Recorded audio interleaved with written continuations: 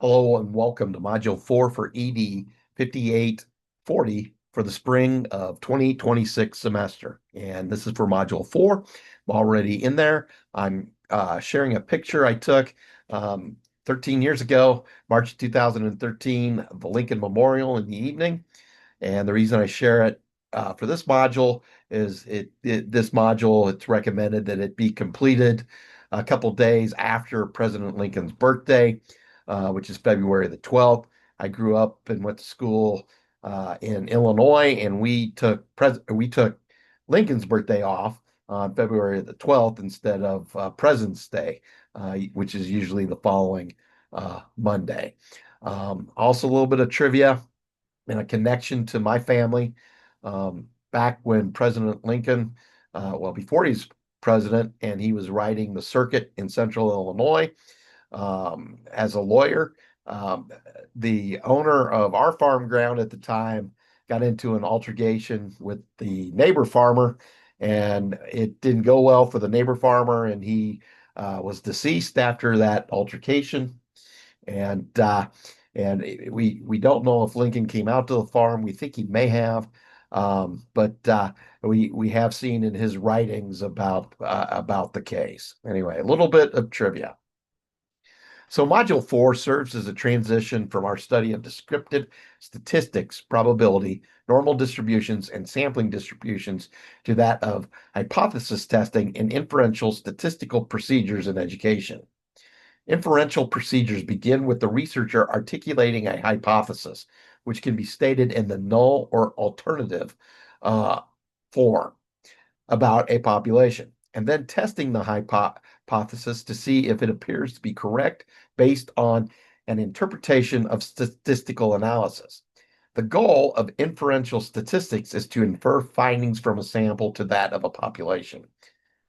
In review, a critical aspect that allows for this is that the sample has been selected through some form of random selection from the population. The extent to which we can correctly infer the sample findings to that of the population is called external validity. For this module, we will pay particular attention with hypothesis testing of means. More specifically, we will examine the z-test procedure, which forms the basic foundation of many other procedures.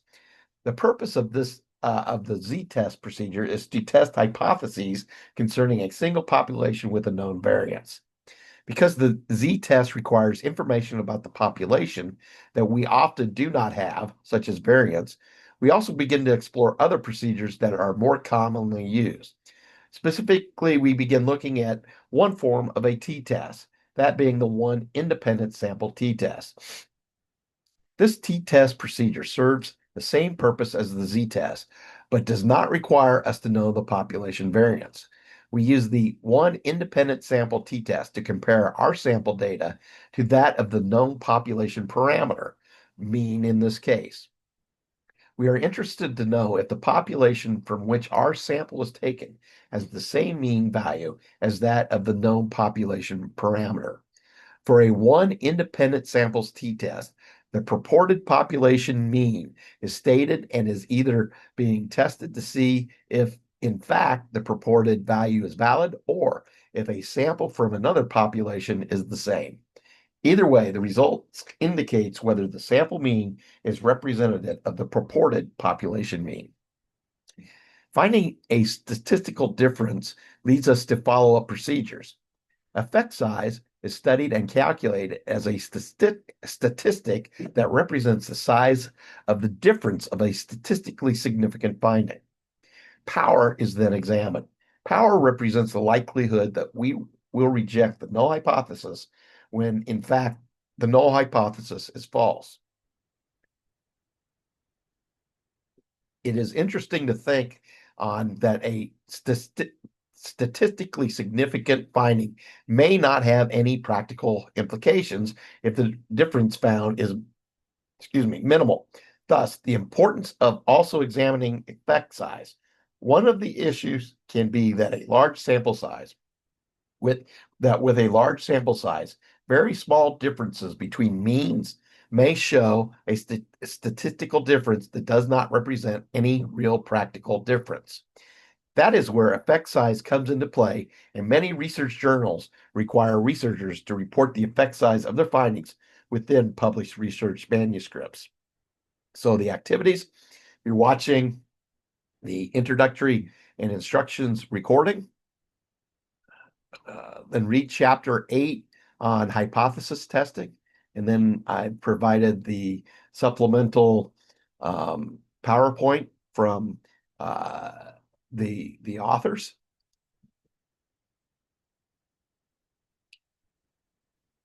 Let's see here, get it back. There we go. Let's get back in there.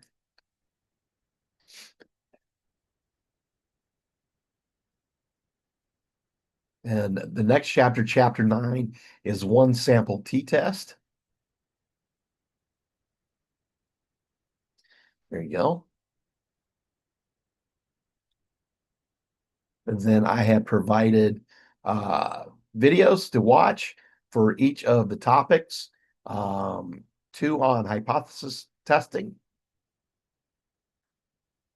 then 1 on power and effect size, and then 1 on the one sample t-test, and then you'll post your module reflection.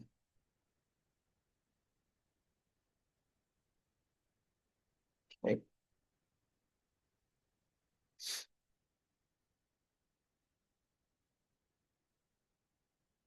And it's suggested that the completion date for this module, module 4, is February 15th. And also the first major paper assignment, the quantitative research review paper, quantitative research article summary, is due on February 15th. As always, let me know if you have any questions. If you wish to visit with me, we can set up an appointment. I will be having my virtual office hours will be toward the end of February. So anyway, let me know if you have any questions. Take care. Bye.